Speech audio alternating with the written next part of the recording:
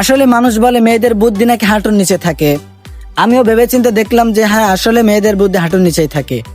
কারণ একটি মেয়ে যখন দোকানে মেকআপ বক্স কিনতে যায়, তখন ওই দোকানদারকে বলে সুন্দর প্যাকেটিং করা একটি মেকআপ বক্স দিতে।